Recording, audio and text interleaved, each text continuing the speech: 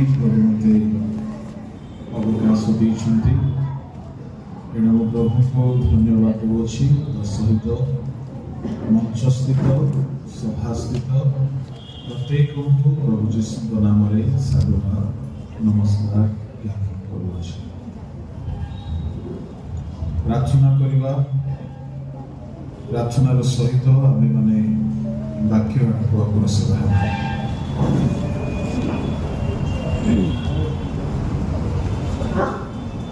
महामहिम स्वर्गस्थ पिता ए उद्दीपना सभार प्रथम अधिवेशन पाई तुमको धन्यवाद देउछि। एही अधिवेशन आम प्रत्येक विशेष लाभदायक हो, आत्मिक निष्ठा जागरण संशोधन कारण हो। एही समय प्रभु आम प्रत्येक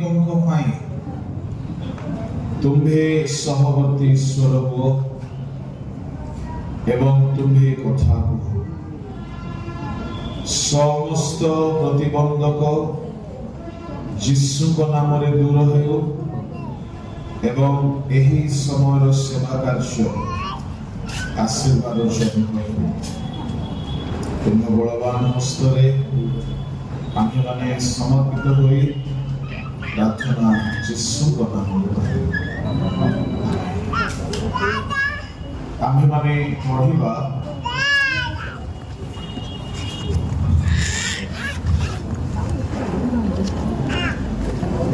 द्वितीय कोरिन्थी 11 अध्याय 2 एवं 3 कारण ईश्वर को विषय को उजागर मु तुम्हमान को निमंते उजगी जेणु मु तुम्हमान को सती कन्या सदृश एक स्वामी ठारे अर्थात ख्रीष्ट को ठारे समर्पण करिबा निमंते वाग्दान करियछि। किंतु स्वल्प आपणा दुर्दतारे हबाको जेपरि भुलाइला सेही परिकारे तुममान को मन ख्रीष्ट को प्रति सरलता ओ पवित्रतारु भ्रष्ट हुए मोर एही भय हेउछि। प्रभु को नाम रो धन्यवाद हेउ टिके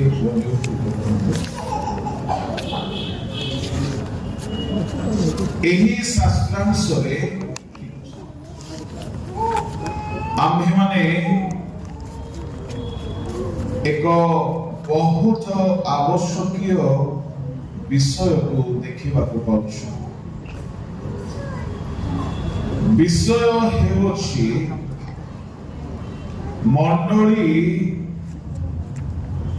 कि रूपे प्रस्तुत हेबा दरकार।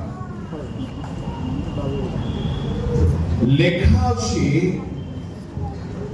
ईश्वर को विषय को उज्जवले मु तुम्हमान को निमंते उद्योगी। पाउलो कहउछन्ति जेनु मु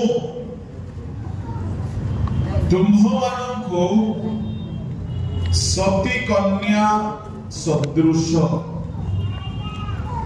एक स्वामी अर्थात ख्रीष्टन को ठारे समर्पण करिबा पाई वाग्दान करछि। प्रमुख लोक माने नूतन नियम रे आम्भ मानक पाई ख्रिस्टियान जीवनर एक अंतिम लक्ष्य हेउछि आमर ख्रीष्टଙ୍କ सहित विवाह हेबो। आमे एही धारणा रे सर्वदा रहिबा आवश्यक अटे। आमर ବିବାହ ହେବ। ଏହା ଏକ ସାଂସାରିକ ବିବାହ ନୁହେଁ, ବରଂ ଏକ ଅତି ଉଚ୍ଚ କୋଟିର ଏକ ସ୍ୱର୍ଗୀୟ ଆଧ୍ୟାତ୍ମିକ ବିବାହ ଅଟେ। ଯେହେତୁ এই ବିବାହ ବେଳକୁ ଆମର ଏହି ଶରୀର ନଥିବ,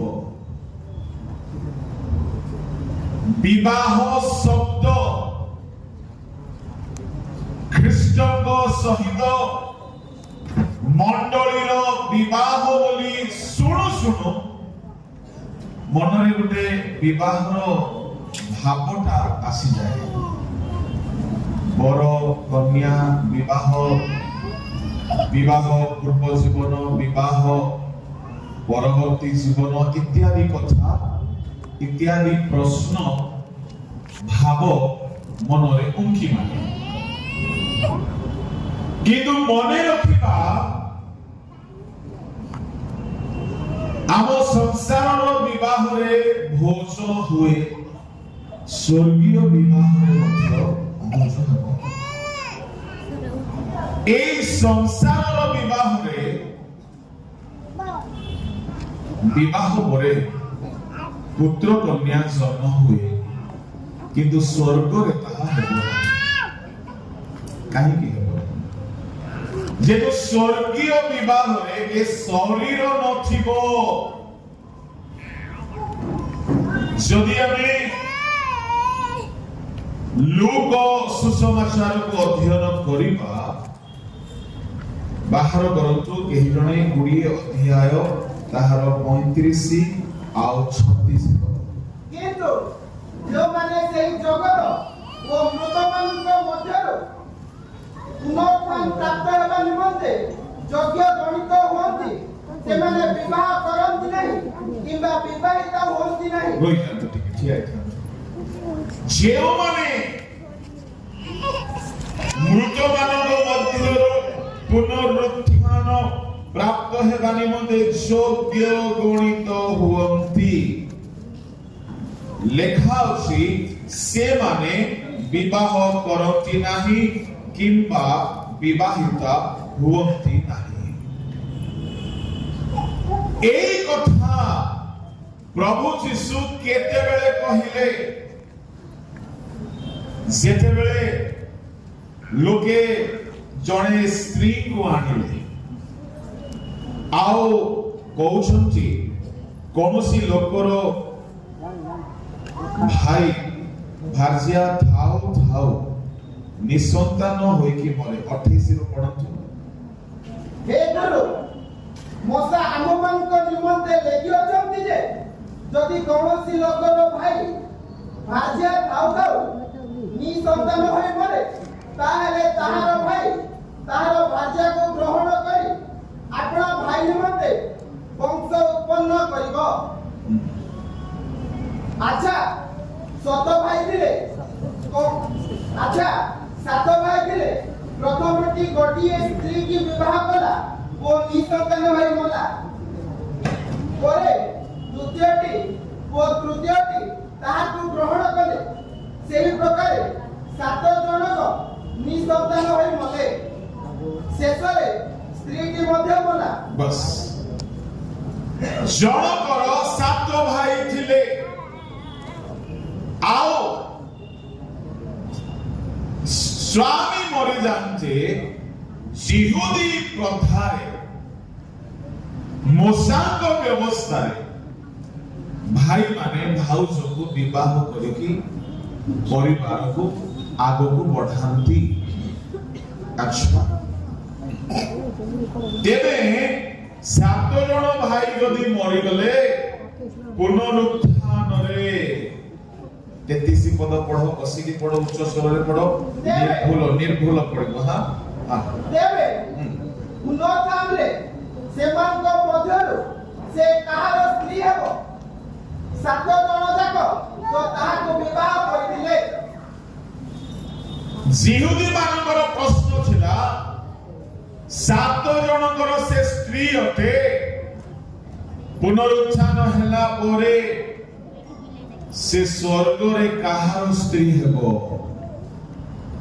कौन कहिले यीशु यीशु सेमानकु कहिले एही जगतर संतान माने विवाह करती ओ विवाहिता होती किंतु जे माने सेही जगत ओ मृत मानक मध्यरु पुनरुत्थान प्राप्त हेबा निमंते योग्य गणित होती से माने विवाह करती नहीं किबा विवाहिता होती नहीं सेही जगत बोली कहिले स्वर्गर कथा कहउछंती स्वर्ग रे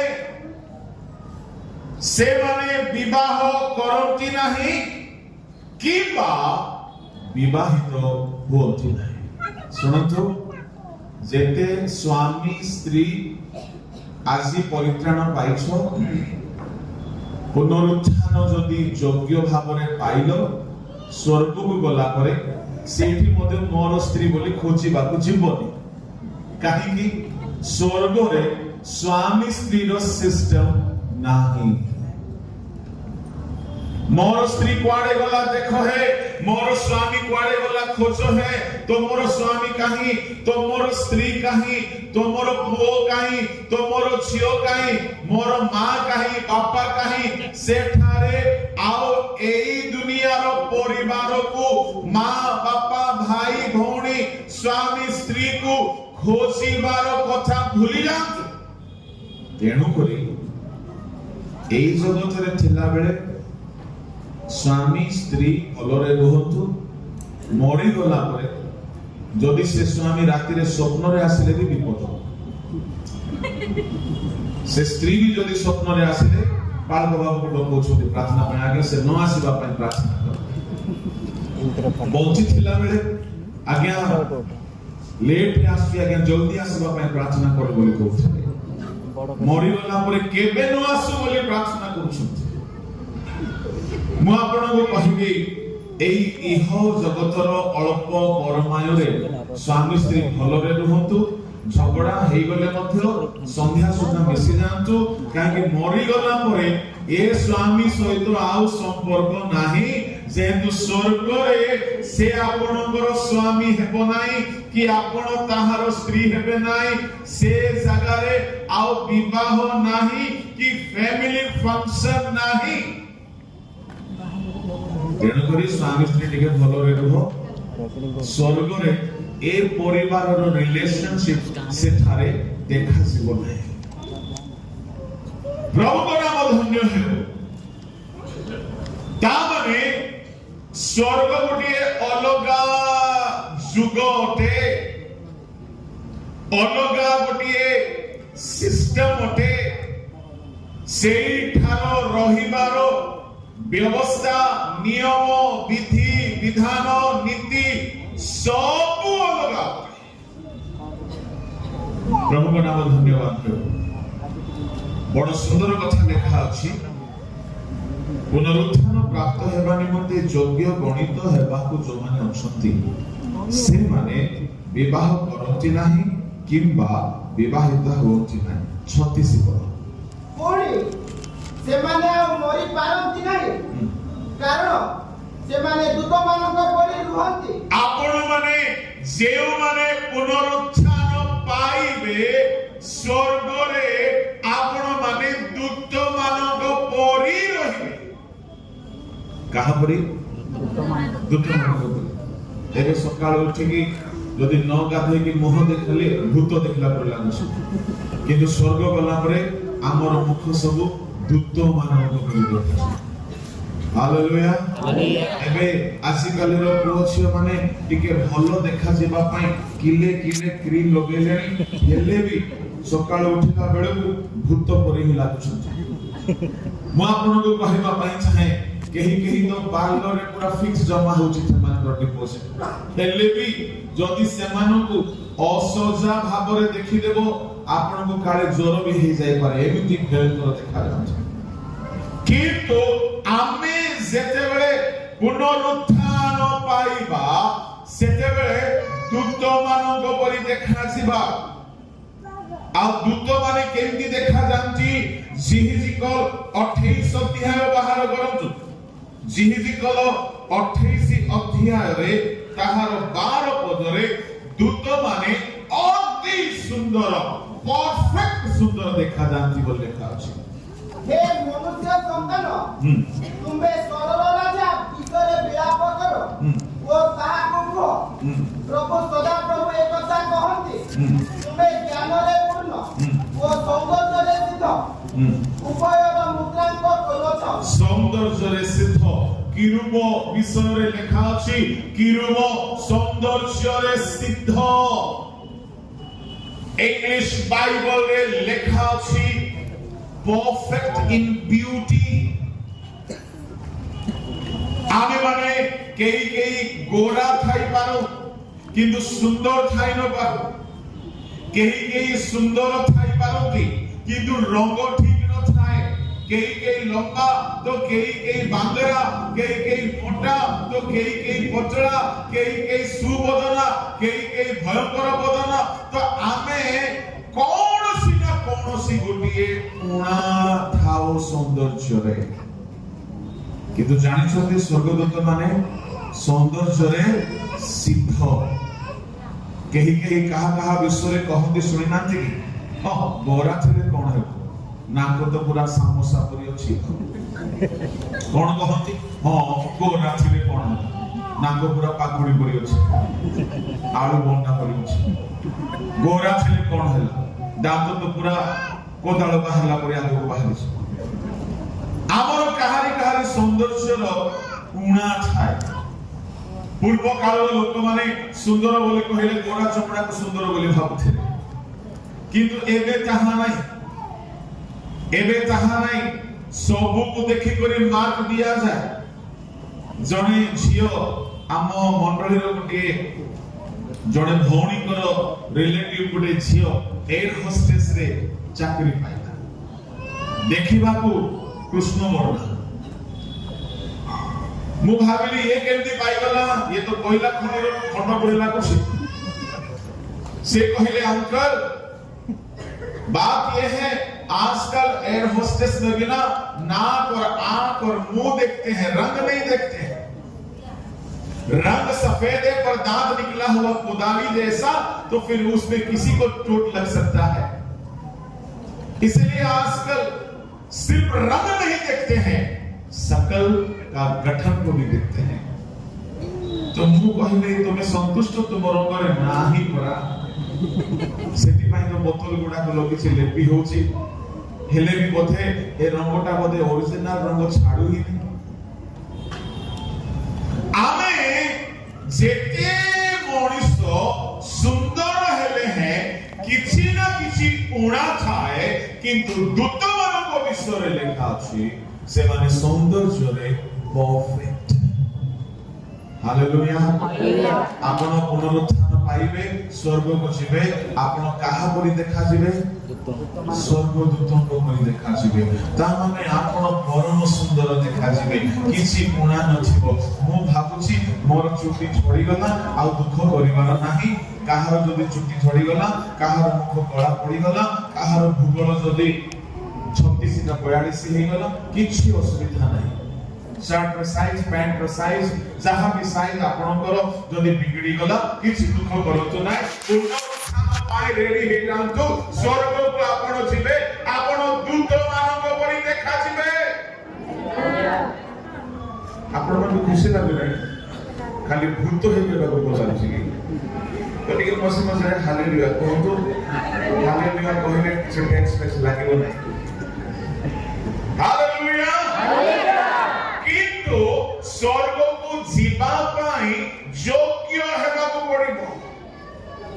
ताहेले आपण दूत परि रहिबे।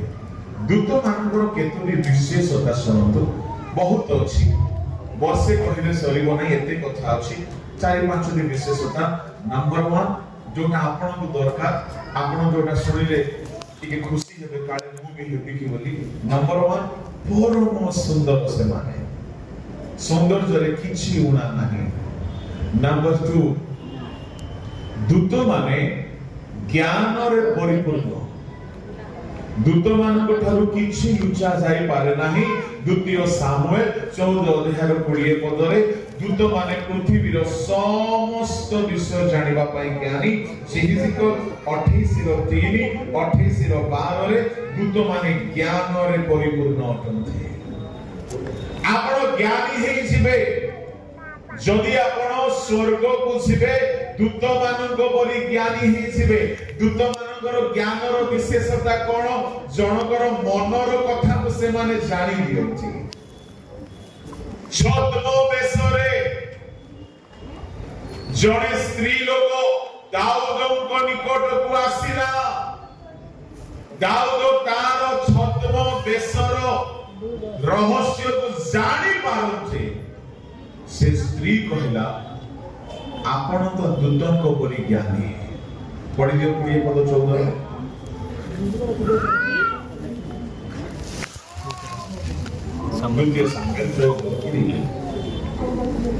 कथा को एपरी भुलाई कहिबाकू आपणक दास जयाब ଏହା କରିଅଛନ୍ତି।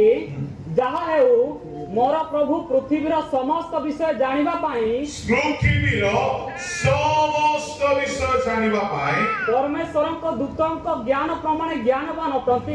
ଦୂତଙ୍କ ପରି ଜ୍ଞାନୀ ଅଟନ୍ତି। ଦାଉଦ ଏତେ ଜ୍ଞାନୀ ଥିଲେ ଯେ ତାଙ୍କୁ କୌଣସି ବିଷୟରେ ବୋକା ବନାଇବା ବା ପ୍ରବଞ୍ଚନା କରିବା ସହଜ ନଥିଲା।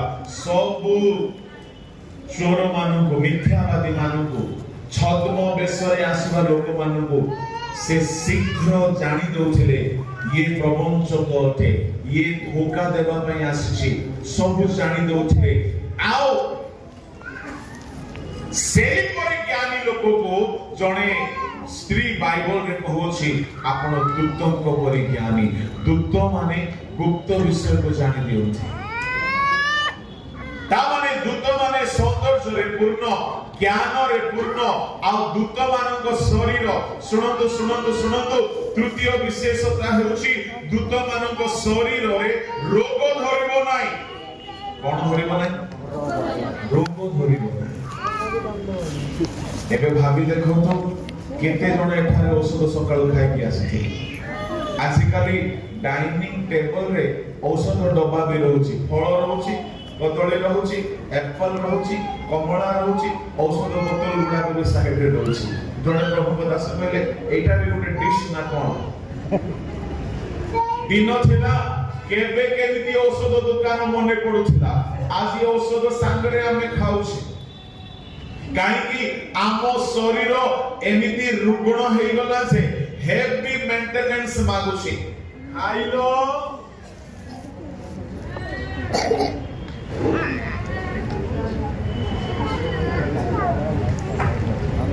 सदा प्रभु को धन्यवाद करो।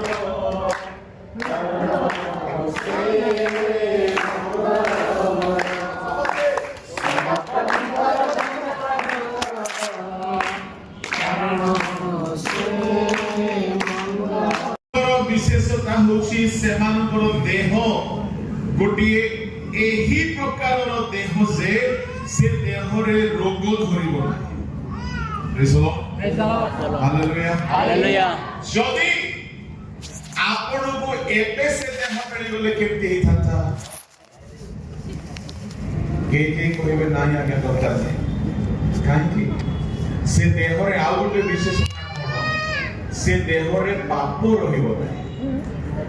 कोन रहिबो नाही? पाप रहिबो नाही। से देह रे खैनी खाइबा पई ओठरे जाकिबा पई इच्छा हेबो नाही। जेते खैनी खिया माने सेठी खैनी दुकान भी नाही। कि से जो देह हबो से देह रे खैनी जाकिबा पई इच्छा हेबो नाही। गुडा को खाइबा पई इच्छा हेबो नाही। सिगरेट टाणिबा पई इच्छा हेबो नाही। काई कि से देह पाप मुक्त देह रहिबो। कौनसी पाप रहिबो नाही।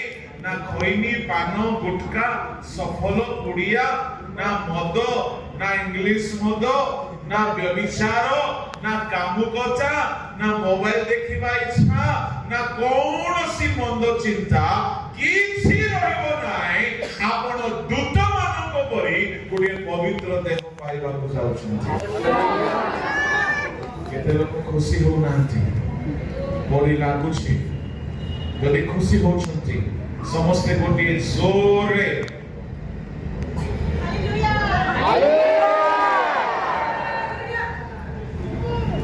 Hallelujah hallelujah hallelujah. ମୁଁ ମନେ ମନେ କହୁଛି ପ୍ରଭୁ କେବେ ସେ ଦିନ ଆସିବ? କାହିଁକି ଏତେ ଯାତ୍ରା କରିବାକୁ ପଡୁଛି ଯେ କେବେ ଗୋଟେ ନିଦ ମିଳୁନାହିଁ? କାହିଁକି ସେ ଯୋଉ ଦେହ ହେବ ସେ ଦେହରେ ନିଦ ଦରକାର ପଡିବ।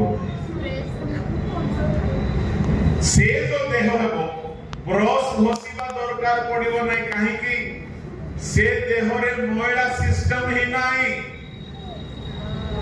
ସେ ଦେହରେ ଅନ୍ତ କଲିଜା ଇତ୍ୟାଦିର ସିଷ୍ଟମ ନାହିଁ କି ଖାଇଲ ହଜମ ହେଲ ପୁଣି ଟଏଲେଟ ଗଲ ଆସିଲ ପୁଣି ଗିଳିଲ ये सिस्टम ନାହିଁ। ବ୍ରଶ କରିବା ସିଷ୍ଟମ ନାହିଁ, ଶୋଇବା ସିଷ୍ଟମ ନାହିଁ। ଗୋଟିଏ ଏମିତି ଦେହ ଆପଣ ପାଇବେ ସେ ଦେହ 24 ଘଣ୍ଟା ଫିଟ୍ ହେଇକି ରହିବ, 24 ଘଣ୍ଟା ଜ୍ଞାନରେ ପୂର୍ଣ୍ଣ ରହିବ, 24 ଘଣ୍ଟା ସୁନ୍ଦର ଦେଖାଯିବ। କେବେ ଝାଳ ହେବ ନାହିଁ, କେବେ ରୋଗ ହେବ ନାହିଁ, କେବେ ଦୁର୍ବଳ ହେବ ନାହିଁ, କେହି ମାରି ପାରିବେ ନାହିଁ।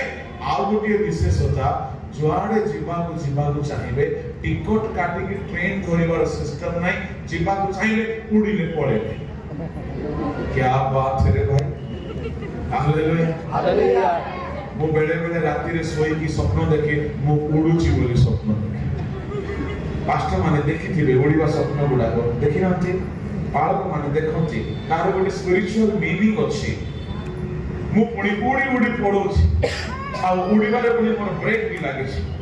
ମୋ ଇଚ୍ଛା ହେଲେ କୋଉଠି ଓହ୍ଲଉଛି, କୋଉଠି ପୁଣି ଉଡୁଛି, ସବୁ ଦେଖି ଛାନିଆ ହଉଛନ୍ତି। ଏ ଉଡ଼ିବା ସ୍ୱପ୍ନର ଗୋଟେ ଅର୍ଥ ଅଛି କଣ? ଆମର ଦୁଇଟି ହସ୍ତ ପ୍ରାର୍ଥନାକୁ ଦର୍ଶାଏ। ଯେତିକି ପ୍ରାର୍ଥନା କରିବା ସେତିକି ଉପରକୁ ଉଠିବ। Hallelujah hallelujah.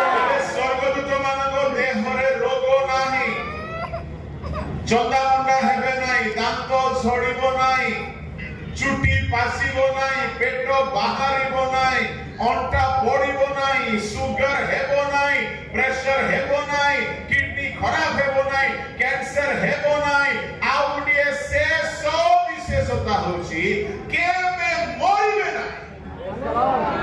ପ୍ରେଜ୍ ଦ ଲର୍ଡ।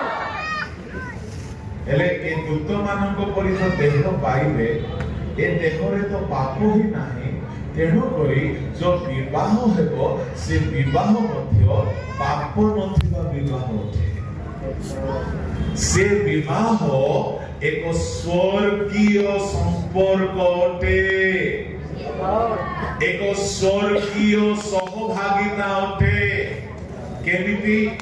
ପରମେଶ୍ୱର ଆପଣଙ୍କୁ ଅତି ନିସର ଭାବରେ ଗ୍ରହଣ କରିବେ। ଆପଣ ଦିନେ ପାପୀ ଥିଲେ, ଚୋରି କରୁଥିଲେ, ନିଶା ସେବନ କରୁଥିଲେ, ମିଥ୍ୟା କହୁଥିଲେ, ଭୁଲ ମାର୍ଗରେ ଥିଲେ।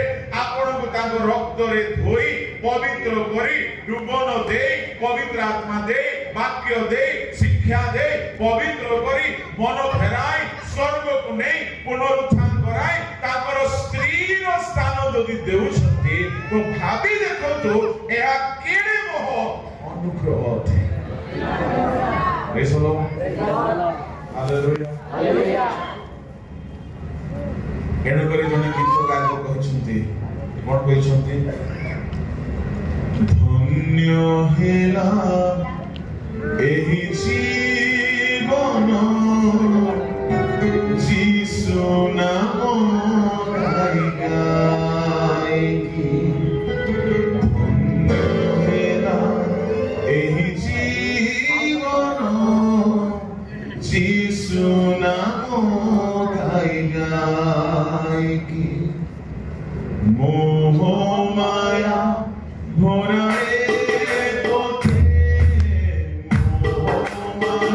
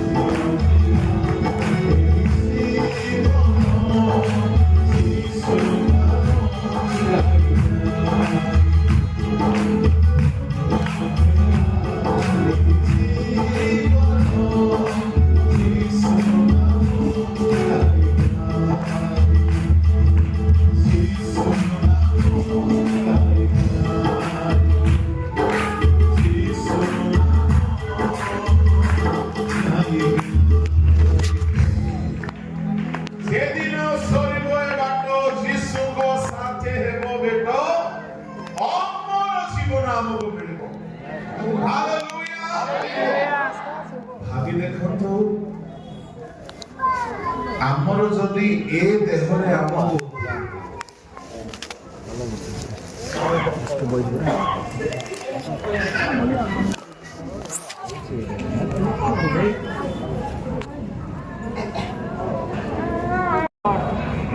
हालेलुया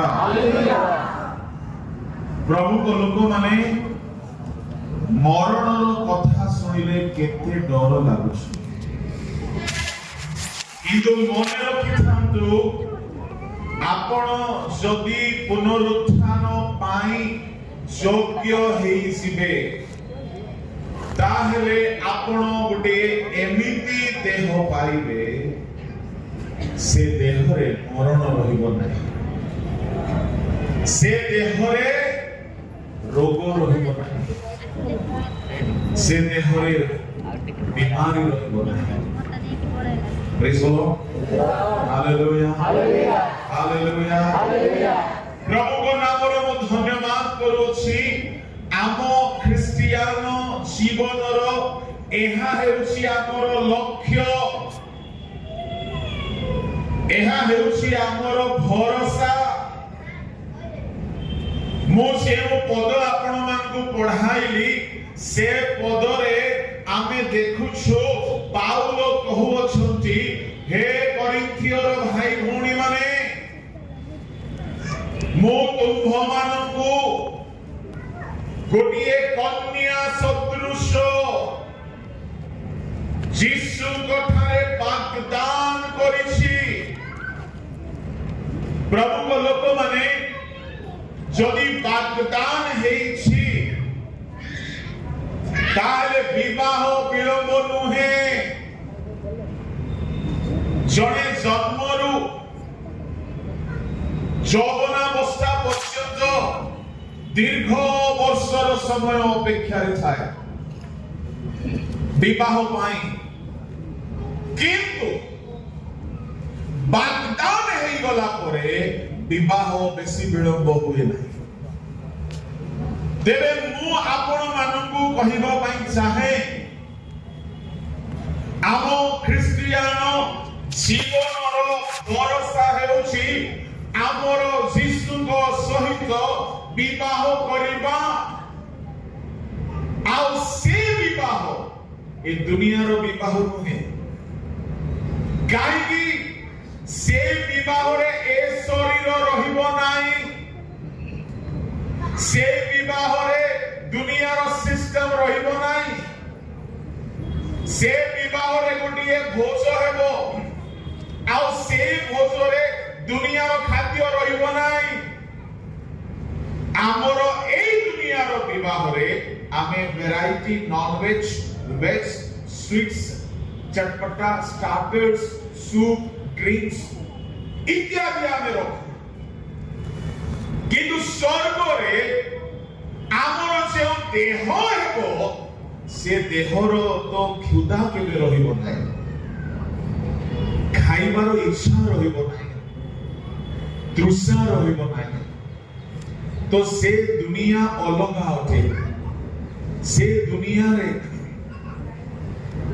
एपटर पानी रहिबो नाही से दुनिया रे सूर्य रहिबो नाही चंद्र रहिबो नाही से दुनिया रे ए माटी रहिबो नाही आमर एई देह रहिबो नाही आमे एपरि गोटिए दुनिया रे पाद रखिबा सेठाकर रास्ता सुना रे तयारी हेछि घर हीरा मोती मुक्ता माणिक्य रे तयारी हेछि सेठारे एमिति देह आपण पाइबे से देह रे ज्वर जीवाणु कीटाणु भूताणु वायरस महामारी केबे पसिबो नाही आपण को केई मारिबा लोक नथिबे केई दुख देबा लोक नथिबे केई शत्रु नथिबे आपण केबे मरिबे नाही विवाह केवल कृष्ण सहित हबो किंतु से विवाह रे दुनिया परि संतान जन्मर सिस्टम नाही एक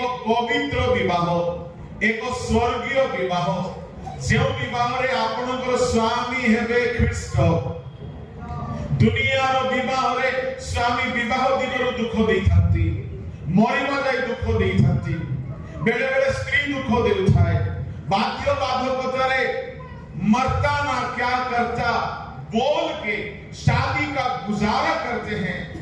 मरी गले धन्य हैला बोली की खुशी होती, किंतु सेई विवाह सेमिति नाही।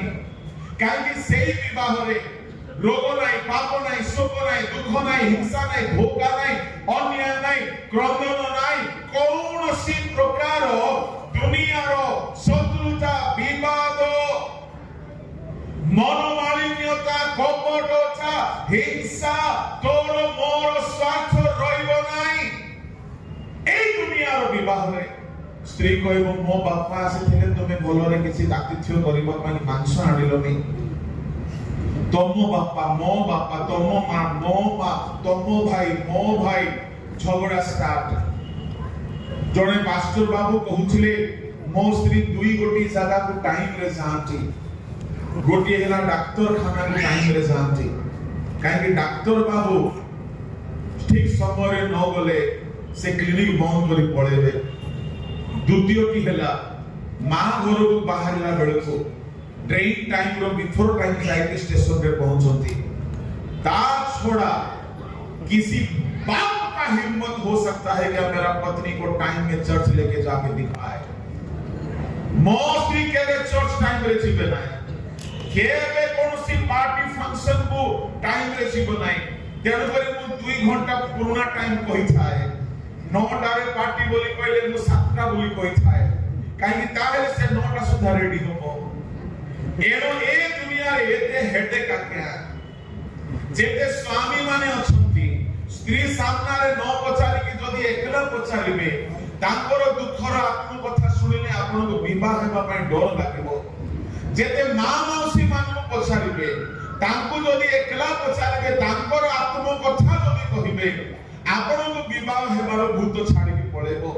ए दुनिया रो विवाह बाहर भलो देखा जाए, एल्बम रे भलो देखा जाए, किंतु विवाह परे जो समस्या गुड़ा को आसे प्राय तो कहती मैं किससे शादी कर लिया रे भाई। किसी ने सही कहा है क्या?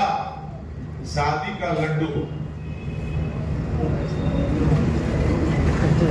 खाएगा तो भी पछताएगा, नहीं खाएगा तो भी पछताएगा। ये दुनिया रे आज्ञा बहुत समस्या। एनु प्रभु कहले एई स्त्री स्वर्ग रे ताकू न मिले बोली सेटे कैंसिल कर दी छथि। ए स्वामी स्वर्ग रे ताकू न मिले बोली मरी गला परे आउ से स्वामी स्त्री रो सिस्टम समाप्त। एनु करी विवाह देवा पुरोहित मध्य कोन कहंती मृत्यु छोड़ा कई तुमको विच्छिन्न न करू। ता माने मरिबा जाए परस्पर हैरान हेउथाउ सिना मरी गला परे आउ कई हैरान करि पारिबे नाही। जेहेतु मरी गला परे आउ से तारो स्वामी नाही, से तारो स्त्री नाहंची। राति रे स्वप्न रे आसिले मधे फास्टिंग प्रे करछते न आसु, काहे कि विवाह परे आउ स्वामी स्त्री रो संपर्क नाही। एते जंजालपूर्ण संसार, एते जंजालपूर्ण पारिवारिक जीवन, एते जंजालपूर्ण देहरु प्रभु हमको मुक्त करी आमो पाई गोटे घर से तैयारी करूछंती, आमो पाई से सिंहासन रेडी करूछंती, आमो पाई गोटे दुनिया रेडी करूछंती, आमो पाई पुनरुत्थान रे एमिति गोटे देह से रेडी करिछंती जे जानिछंती ए मानकर शरीर पापर दास अटे। एणो ए मानक शरीर प्रथमे बदलाइ बारो पड़िबो, नहले स्वर्ग आसे कि माने खोइनी खोजिबे, पान खोजिबे, मद खोजिबे, सिनेमा हॉल खोजिबे, मोबाइल खोजिबे, गर्लफ्रेंड खोजिबे, बॉयफ्रेंड खोजिबे, चैटिंग खोजिबे। तो स्वर्ग रे से सब सिस्टम नाही। प्रभु को नाम रो धन्यवाद हेलो। एहा सुनि कि भाबुथिबे कहि के बाप रे स्वर्ग रे किछि नाही सो सार दियो कहि के भाबुथिबे। सुनो एठी आ सारिबार मध्ये ऑप्शन नाही, काहे कि ए सब जदी आपण सारिबा को चाहिबे प्रभु आपण को नाम को स्वर्ग रे सार देबे। आपण को नाम सेठारे रहिबो नाही। एनो मोर कहिबार भाव आपण समस्त पाई परमेश्वरଙ୍କର ଗୋଟିଏ ବୃହତ ଯୋଜନା ଯେ ସେ ଆପଣଙ୍କ ସହିତ ବିବାହ କରିବେ।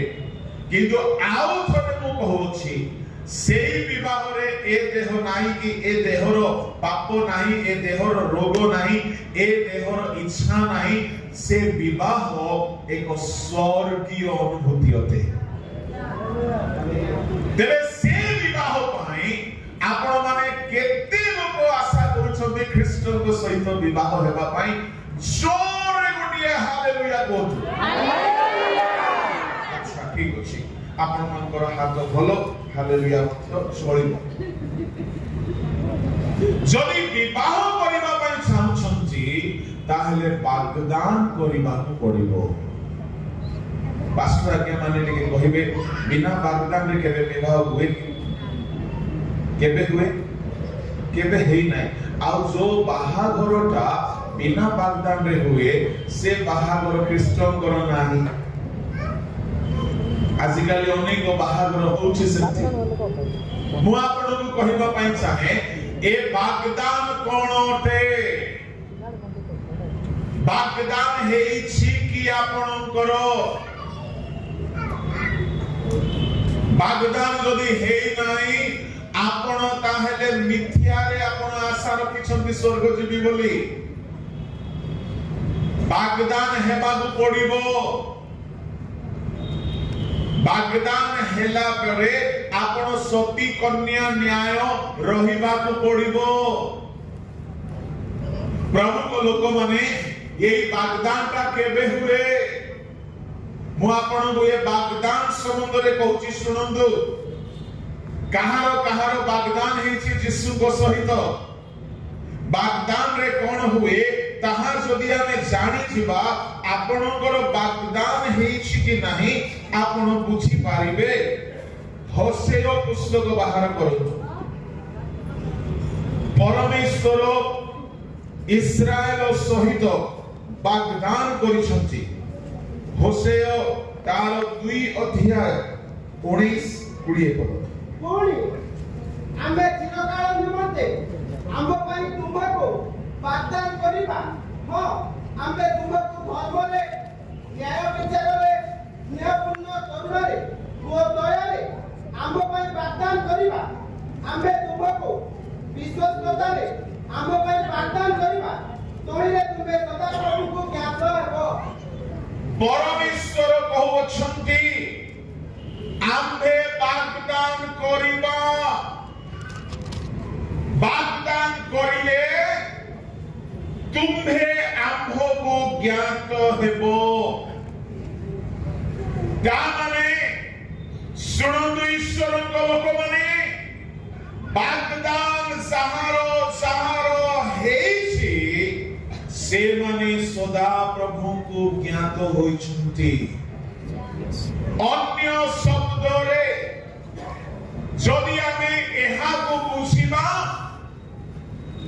ଯେଉଁମାନେ ସଦା ପ୍ରଭୁଙ୍କୁ ଜାଣିଛନ୍ତି ସେମାନଙ୍କର ବାଗଦାନ ହେଇଛି।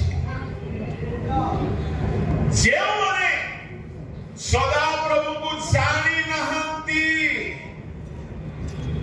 ସେମାନଙ୍କର ବାଗଦାନ ହୋଇନାହିଁ। ଯେହେତୁ ବାଗଦାନ ହେବା ପରେ ଆମେ ସଦା ପ୍ରଭୁଙ୍କୁ ଜ୍ଞାତ ହେଉ, ତାମାନେ ସଦା ପ୍ରଭୁଙ୍କୁ ଜ୍ଞାତ ହେବା ବା ସଦା ପ୍ରଭୁଙ୍କୁ ଜାଣିବା ତାହା ହେଉଛି ଆମର ବାଗଦାନର ଲକ୍ଷଣ। ଶୁଣନ୍ତୁ, ଆଉ ଥରେ ମୁଁ ସ୍ପଷ୍ଟ କରୁଛି। ବାଗଦାନର ଚିହ୍ନ ହେଉଛି ଆପଣ ପ୍ରଭୁଙ୍କୁ ଜାଣିବାକୁ ପଡ଼ିବ, ପ୍ରଭୁ ଆପଣଙ୍କୁ ଜାଣିବାକୁ ପଡ଼ିବ।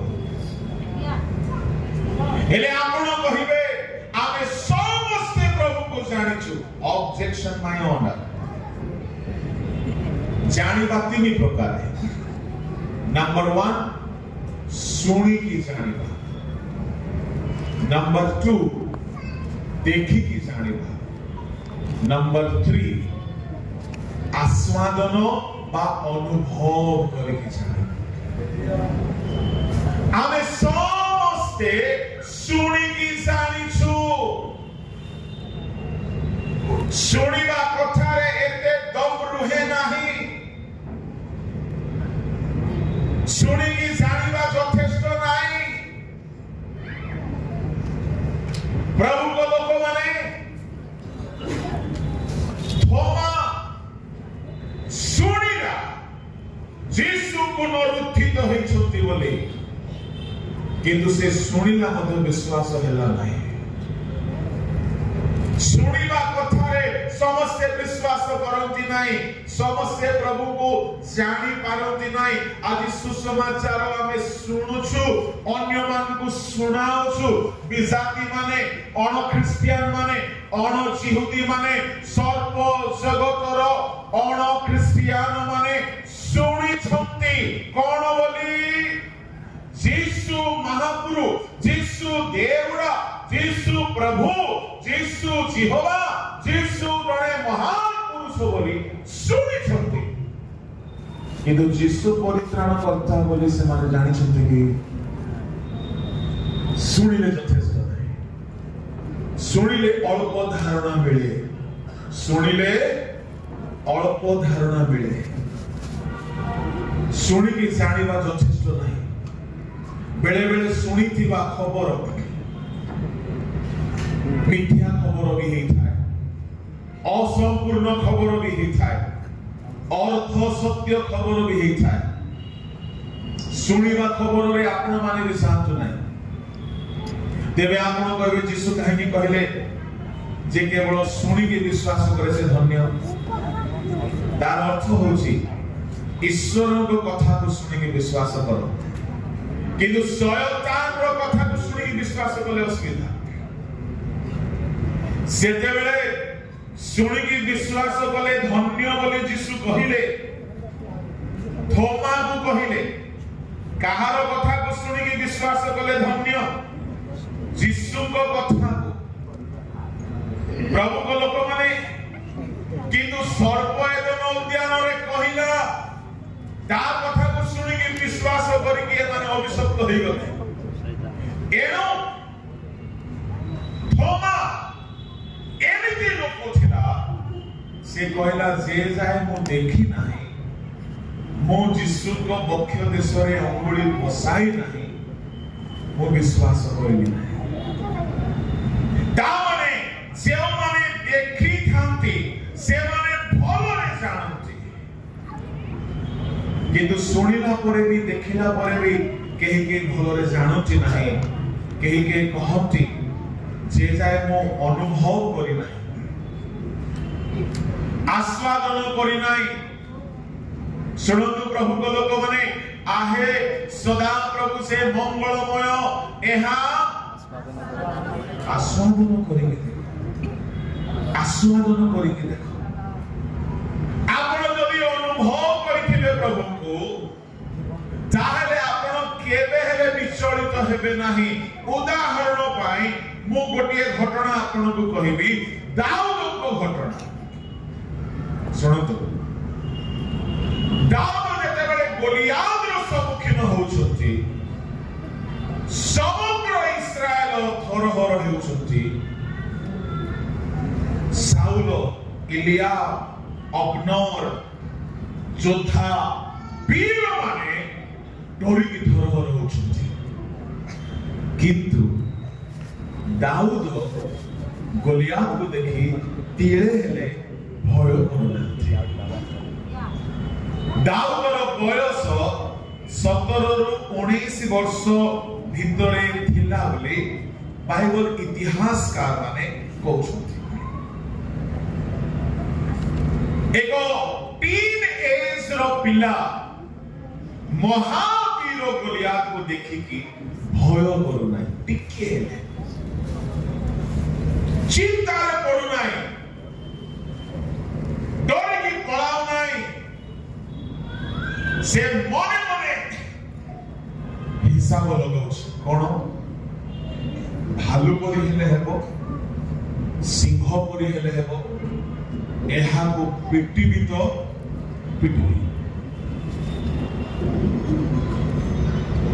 बाकी डरी पड़ोछंती काहेकि दाऊद सदा प्रभु को जानी थिले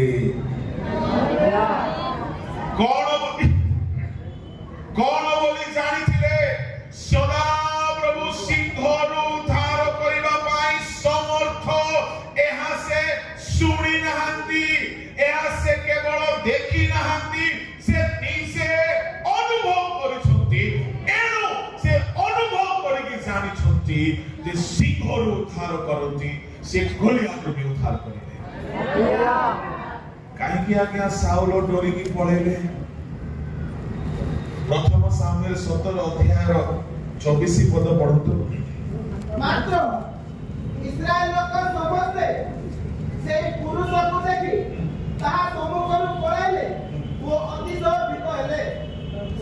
अतिशय भीत हेले काहेकि गोलियात को देखि के डरी गले भय काहेकि आसे विश्वास दुर्बल थिले भय आसे माथियो 8:26 पढ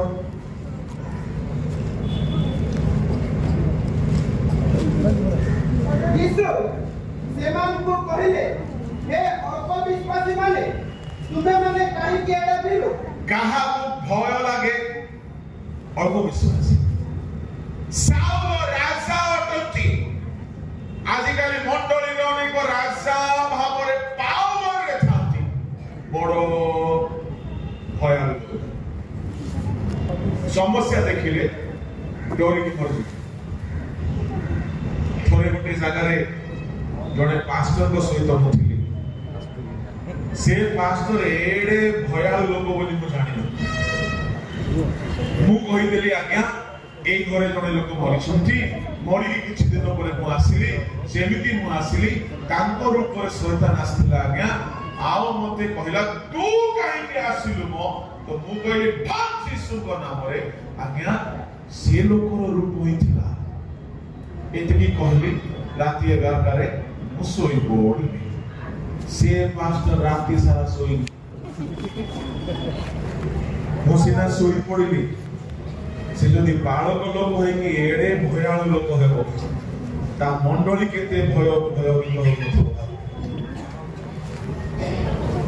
प्रभु को लोक माने केही रोग को डरंती मृत्यु को डरंती केही दुर्घटना को डरंती मु आपनकु कहबा पई चाहे भय से माने करंती जे मानकु ईश्वर को ऊपर विश्वास नाही आउ केउ मानकु विश्वास थाए जे माने सदा प्रभु जे उद्धार करंती चाखी छंती दिने जदि प्रभु तुमको सुस्त करिथिबा तुमे आश्रम करिथिबो रोग आसिले तुमको भय होबो दिने जदि विपदरु ऋणरु प्रभु तुमको मुक्त करिछंती एहा जदि आश्वासन करिथिबो अभाव आसिले तुमे डरिबो नाही काहे तुमे आस्वादन करि जानिछो आस्वादन करि केते लोक प्रभु को ज्ञात होइछो सुनी के जानिबा लोक बहुत अछंती एठी सदा प्रभु को आस्वादन करो सदा प्रभु को आस्वादन करिकी जानो कोन बोली आस्वादन करिबा दरकार से जे मुक्ति दाता जेते लोक आस्वादन करिसंती से माने सदा प्रभु को मुक्ति दाता बोली जानिसंती खाली सुनिकी नाही अनुभव करिकी जानिबा को पड़ियो मु आपन को कहबा में चाहे मिस्र देश रे संधारक दूत रात्रि रे भ्रमण गला बेले मेष शावक को रक्त द्वार बाजबंद कपाल रे लगा जायथिला इस्राएल माने साखी की जानिले ए मेष शावक को रक्त आमको संधारक दूत रक्षा यीशु को रक्त को केते लोक चाखिछो चाखी की कोन बोले जानिछो यीशु को रक्त बोले प्रभु को द्राक्षा रस बोले को नहीं यीशु को रक्त अवश्य प्रभु को द्राक्षा रस थोरे थोरे गोटी अंचल कथा कहबी अरे पादरी वो पुराना वाला माल निकालना रे, नशा नहीं हो रहा है, नागरस में बोल रहा है बंदा। समझ में आया तो हंसोगे तो बात द्राक्षारस बोले मद बोले भाविबा लोक भी अछंती। द्राक्षारस यीशु ख्रीष्ट को रक्तर अवश्य आशीर्वाद आने, किंतु यीशु को रक्त को आपण माने जदि जानि छथि, अनुभव करि जानि छथि जदि, तेबे आपनकर वाग्दान हेछि।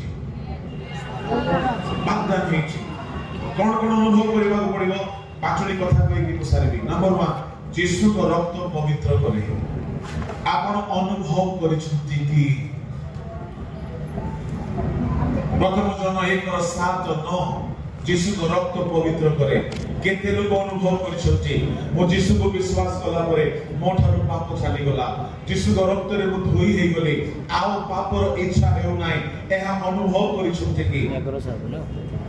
नंबर 2, बाइबल पढिबार को पाडे गले आगो हे गला कि। नंबर 2, यीशु को रक्त रे क्षमा अछि, क्षमा। एफिसियो 1:7 रे यीशु को रक्त क्षमा दिए। केते लोक कन्फर्म अटंती आपनकर पाप क्षमा हे जायछि बोले, आपण क्षमा को आस्वादन करिसथि, ताहे आपण प्रभु को जानिसथि।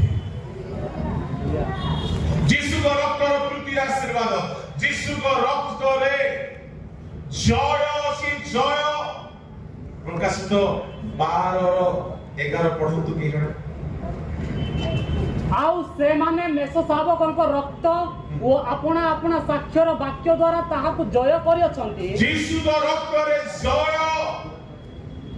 आपनक जीवन रे जदि यीशु को रक्त आपण अनुभव करिसथि, आपण पाप को जय करिसथि, आपण शयतान को जय करिसथि। मने कथर गुणिया मानको चैलेंज करी कि गोटे कथा कहिछि कोन, जदि तुमरो गुणी गारुडी रे दम अछि, तुमे मो ऊपर तुमरो गुणी विद्या पठाओ। जदि मते तुमरो गुणी विद्या जदि आक्रमण कला मो मरि गली, ताहे यीशु को रक्त रे दम दियो। आ जदि मते तुमरो गुणी गारुडी तंत्र मंत्र विद्या लागिला नै, जानि थाओ यीशु को रक्त रे जीवन अछि, जहाँ की मृत्यु को शयतान को हराएगी। Hallelujah, hallelujah. यीशु को रक्त को साखीबा लोक माने शयतान को डरिबे नाही, शयतान छुई पारिबो नाही, शयतान आपण को घरे पसी पारिबो नाही। यीशु को रक्त को आपण माने अनुभव करि जानिबा को पड़िबो। यीशु को रक्तर चतुर्थ आशीर्वाद, से रक्त रे शांति अछि। एफिसियो मंडली को पाउल को पत्र रे पाउल एहा को स्पष्ट करंती, यीशु को रक्त रे शांति, ताहार 2:13-14 पद। किंतु पूर्वे दूर रे थिले जे तुम्भे माने एबे ख्रीष्ट यीशु को ठारे ताहाक रक्त द्वारा निकटस्थ होई अछ, कारण से तो आंब मानक शांति। यीशु को रक्त रे शांति अछि। कलसियो मंडली को पाउलंकर पत्र 1:20 पद।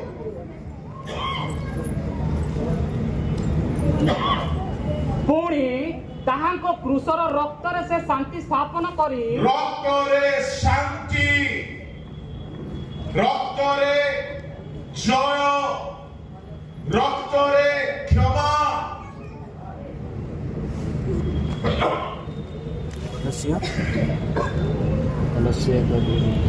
रक्त रे पवित्रता। पंचम कथा होची रक्त रे जीवन अछि। जोहन सुसमाचार 6 अध्याय आ पढ़तु ताहार 54 पद। जे मोहर मांस भोजन करे वो मोहर रक्त पान करे, से अनंत जीवन प्राप्त हुए। यीशु को रक्त रे अनंत जीवन अछि। केते लोग आपण माने आसी कहि पारिबे मो यीशु को रक्त को चाखी छी, ଯଦି ଯୀଶୁଙ୍କ ରକ୍ତକୁ ଆପଣ ଛାକିଛନ୍ତି କେବେ ହେଲେ ଆପଣ ଅନ୍ୟ ସହିତ ଶତ୍ରୁତା ରଖିପାରିବେ ନାହିଁ, କାହିଁକି ସେ ରକ୍ତରେ ଶାନ୍ତି, ସେ ରକ୍ତରେ ଶାନ୍ତି, ଅଶାନ୍ତି କେବେ ରହିବ ନାହିଁ। ସେ ରକ୍ତ ଯାହା ଭିତରେ କାମ କରେ ସେ ଶାନ୍ତିରେ ରୁହନ୍ତି, କାହା ସହିତ ଅଶାନ୍ତିରେ ରହିପାରିବେ ନାହିଁ, ଯେହେତୁ କୃଷିର ରକ୍ତରେ ଶାନ୍ତିକୁ ତିଆରି କରାଗଲା, ଶାନ୍ତି ତିଆରି କରାଗଲା। ଆପଣ ଶାଶୁ ସହିତ ଝଗଡ଼ା, ବୋହୂ ସହିତ ଝଗଡ଼ା, ନଣନ୍ଦ ସହିତ ଝଗଡ଼ା, ସ୍ୱାମୀ ସହିତ ଝଗଡ଼ା, ମଣ୍ଡଳୀରେ ଝଗଡ଼ା, ପୁରୁଣା କମିଟି ନୂଆ କମିଟି ଝଗଡ଼ା, ପାଳକ ଝଗଡ଼ା, ବିଶ୍ୱାସୀ ଝଗଡ଼ା, ଯୀଶୁଙ୍କ ରକ୍ତକୁ ଜୟ ବୋଲି କହିଲେ ହବ କି? ଗୋଟେ ଗୀତ ମନେ କରୁଛି, ଯୀଶୁ ନାମେ ଯେ ଭାବ ଅଛି କେବଳ ବିଶ୍ୱାସୀ ସିନା ଜାଣୁଛି, ଯୀଶୁ ନାମେ ଯେ ଭାବ ଅଛି। ହାଲେଲୁୟା, ଜାଣିବାକୁ ପଡ଼ିବ ଯୀଶୁଙ୍କ ରକ୍ତକୁ। କ୍ଷମା, କେତେ ଲୋକଙ୍କୁ ଆପଣ କ୍ଷମା ଦେଇଛନ୍ତି? କେତେ ଥର ଆପଣ ପ୍ରଭୁଙ୍କ ରକ୍ତରେ ଧୋଇ ହେଇକି କ୍ଷମା ପାଇଛନ୍ତି? ଶୁଣନ୍ତୁ, ଯଦି ଆପଣ ଯୀଶୁଙ୍କ ରକ୍ତକୁ ଆସ୍ୱାଦନ କରିନାହାନ୍ତି ଆପଣଙ୍କର ବାଗଦାନ ହେଇନାହିଁ। ଯୀଶୁଙ୍କୁ ଜାଣିବା ହିଁ ଅନନ୍ତ ଜୀବନ ଅଟେ। ଯୀଶୁଙ୍କୁ ଜାଣିବା ହିଁ ଅନନ୍ତ ଜୀବନ ଅଟେ। ସେଦିନ ଅନେକ ଆସିବେ, ସେମାନଙ୍କୁ କହିବେ ମୁଁ ତୁମମାନଙ୍କୁ କେବେ ଜାଣି ନାହିଁ। ଭାବବାଣୀ ଥାଉ, ହିଲିଂ ଥାଉ, ମିନିଷ୍ଟ୍ରି ଥାଉ, ପ୍ରଭୁ ଜାଣିଥିବାର ଅଛି। ଯାହା ସହିତ ବାଗଦାନ ହେଇଥିବ ତାହାକୁ ସେ ଜାଣନ୍ତି। ପ୍ରଭୁ ଆପଣଙ୍କୁ ଜାଣୁଛନ୍ତି କି? ପ୍ରଭୁଙ୍କ ଲୋକମାନେ କାହାକୁ ସେ ଜାଣନ୍ତି? ଯାହାକୁ ସେ ନିଜ ରକ୍ତରେ କିଣିଛନ୍ତି। ବାଗଦାନ ହେବା ପାଇଁ ହେଲେ ତିନି ଗୋଟି ଅନୁଭବ ମ୍ୟାଣ୍ଡେଟରୀ ଅଟେ। ତିନି ଗୋଟି ଅନୁଭବ ଅତି ଆବଶ୍ୟକ ଅଟେ। ପ୍ରଥମରେ ପରିତ୍ରାଣର ଅନୁଭୂତି ସହିତ ପ୍ରଭୁଙ୍କୁ ଜାଣନ୍ତୁ। You must have to know your God with the experience of salvation. ଯୀଶୁଙ୍କୁ ଜାଣନ୍ତୁ। ଲେଖା ଅଛି ଯୋହନ 10:27-28 ମୋହର ମେଷ ମାନେ ପଢନ୍ତୁ। ମୋ ମେଷ ସବୁ ମୋହର ସ୍ୱର ଶୁଣନ୍ତି ଓ ମୁଁ ସେମାନଙ୍କୁ ଜାଣେ, ଆଉ ସେମାନେ ମୋହର ପଛେ ପଛେ ଚାଲନ୍ତି। ମୋର ମେଷ ମାନଙ୍କୁ ମୁଁ ଜାଣେ। ପ୍ରଭୁଙ୍କ ଲୋକମାନେ ଆପଣ ମାନେ ମେଷ କି ଯେ ପ୍ରଭୁ ଆପଣଙ୍କୁ ଜାଣିବେ? ପଢ ତାହାର 10:14 ମୁଁ ଉତ୍ତମ ମେଷପାଳକ, ପିତା ଯେପରି ମତେ ଜାଣନ୍ତି ଓ ମୁଁ ପିତାଙ୍କୁ ଜାଣେ, 15 ସେହିପରି ମୁଁ ମୋ ନିଜର ମେଷ ଗୁଡ଼ିକୁ ଜାଣେ, ଆଉ ମୋ ନିଜର ମେଷ ଗୁଡ଼ିକ ମତେ ଜାଣନ୍ତି। ଆହେ ସଦା ପ୍ରଭୁଙ୍କୁ ଜ୍ଞାତ ହୁଅ। ମେଷ ମାନଙ୍କୁ ପ୍ରଭୁ ଜାଣନ୍ତି। କେଉଁମାନେ ମେଷ? ଶୁଣନ୍ତୁ, ବିଚାର ଆସନ ବସିବ। ବାମ ପାର୍ଶ୍ୱସ୍ଥ ଲୋକମାନଙ୍କୁ କହିବେ ଛାଗ ବୋଲିକି, ଦକ୍ଷିଣ ପାର୍ଶ୍ୱସ୍ଥ ଲୋକମାନଙ୍କୁ କହିବେ ମେଷ ବୋଲି। ଏଇ ଦକ୍ଷିଣ ପାର୍ଶ୍ୱର ଲୋକମାନଙ୍କର ଗୁଣ କଣ ଆଜ୍ଞା? ମୁଁ କ୍ଷୁଧିତ ଥିଲି, ମୁଁ ତୃଷିତ ଥିଲି, ମୁଁ ଉଲଙ୍ଗ ଥିଲି, ମୁଁ ପୀଡ଼ିତ ଥିଲି, ମୁଁ ପ୍ରବାସୀ ଥିଲି, ମୁଁ କାରାଗାରରେ ଥିଲି, ତୁମେ ମତେ ସମ୍ଭାଳିଲ। ଏମାନେ ମେଷ। ଆପଣ ଯଦି ଚ୍ୟାରିଟି, ଜେନେରସିଟି, ବଦାନ୍ୟତା, ଉଦାରତା ସେବା କରୁଛନ୍ତି, ଆପଣ ମେଷ ଅଟନ୍ତି। ମେଷ ମାନଙ୍କୁ ଜାଣନ୍ତି ସେ। ଆଉ ଆପଣ ବି ପ୍ରଭୁକୁ ଜାଣିବାକୁ ପଡିବ। ଯେଉଁମାନେ ତାଙ୍କର ସେମାନଙ୍କୁ ସେ ଜାଣନ୍ତି। ଜାଣିଛନ୍ତି ଯେଉଁମାନେ ତାଙ୍କ ରକ୍ତକୁ ଚାଖିଛନ୍ତି ଯେଉଁମାନେ ତାଙ୍କ ବାକ୍ୟ ଅନୁସାରେ ଚାଲୁଛନ୍ତି ଯେଉଁମାନେ ଡୁବନ ନେଇଛନ୍ତି ଯେଉଁମାନେ ପବିତ୍ର ଆତ୍ମାରେ ମୁକ୍ତ ହୋଇଛନ୍ତି ସମୟକୁ ଧ୍ୟାନ ରଖି ମୁଁ ଏଠାରେ ସାରିବାକୁ ଯାଉଛି ବାଗଦାଦର ଅବଶିଷ୍ଟ କଥା ମୋ ଲଞ୍ଚ ପରେ ଆପଣମାନଙ୍କୁ କହିବି ଆସନ୍ତୁ ବର୍ତ୍ତମାନ ପାଇଁ ଆମେ ଏଠାରେ ସ୍ଥଗିତ କରୁ ପ୍ରଭୁଙ୍କ ଲୋକମାନେ ସଦା ପ୍ରଭୁଙ୍କୁ ଜାଣିବା ଲୋକ ତାହାଙ୍କ ସହିତ ବାଗଦାନ ହୋଇଅଛି ଇସ୍ରାଏଲ ପ୍ରଭୁଙ୍କୁ ଜାଣିନଥିଲେ ଯେଉଁଦିନ ମେଷ ଶାବକଙ୍କ ରକ୍ତ ଦ୍ୱାରରେ ଲଗାଗଲା ସେଦିନ ମିଶ୍ର ଦେଶରୁ ନିସ୍ତାରିତ ହେଲେ ସେଦିନ ସେମାନେ ସଦା ପ୍ରଭୁଙ୍କୁ ଦେଖିଲେ ଅଗ୍ନି ସ୍ତମ୍ଭରେ ଜାଣିଲେ ମେଷ ଶାବକର ରକ୍ତ ଯେ ମୃତ୍ୟୁରୁ ରକ୍ଷା କରେ ଆସ୍ୱାଦନ କରି ଜାଣିଲେ ଜାଣିଛନ୍ତି ଇସ୍ରାଏଲର ବିବାହ ସେଦିନ ହେଲା ଜିରିମିୟ 2:1 ପଢନ୍ତୁ ଟିକେ ସମାପ୍ତ କରିବ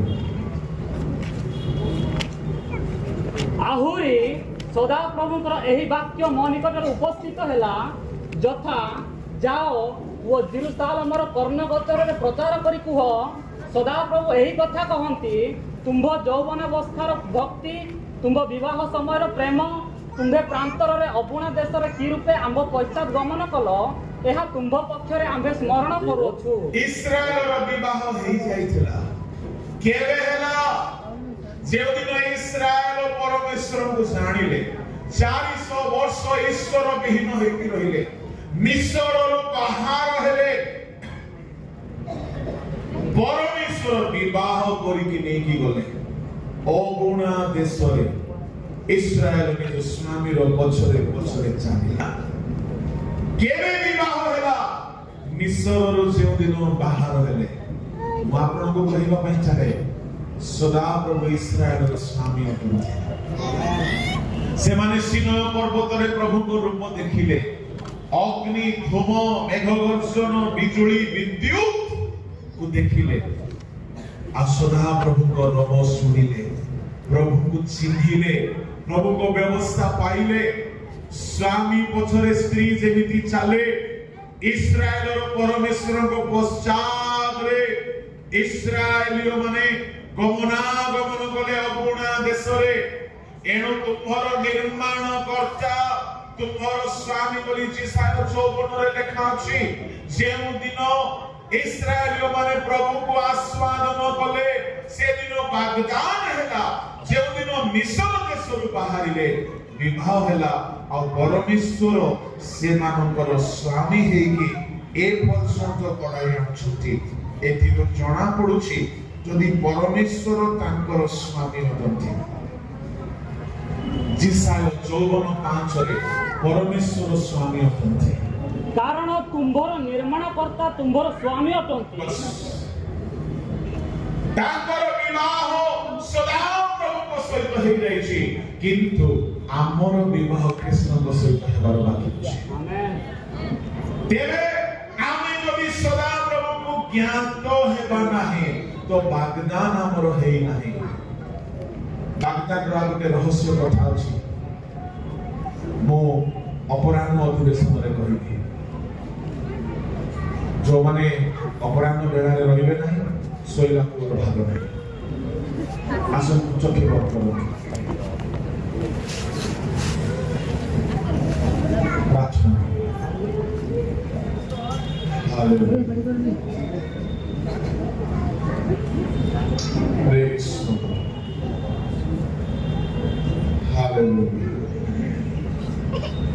धन्यवाद Hallelujah. Praise the Lord. Thank you, Jesus. स्वर्गीय पिता तुम नामर धन्यवाद करुछु तुमको ज्ञात होई तुम्हार संतान होई अनुभव रे तुमको जानी तुम सहित बागदान रे स्थिर होई रहना नहीं साहाय्य आज जहाँ भी प्रचार करागला ताहाको धरी चलिबा पई प्रत्येकଙ୍କୁ ସାହାଯ୍ୟ କର। ଏ ବାକ୍ୟ ପ୍ରତ୍ୟେକଙ୍କ ଜୀବନରେ କାର୍ଯ୍ୟ ସାଧନ କର। ତୁମ ହସ୍ତରେ ପ୍ରତ୍ୟେକଙ୍କୁ ସମର୍ପଣ କରି ପ୍ରାର୍ଥନା ଯୀଶୁଙ୍କ ନାମରେ ମାଗିଲି।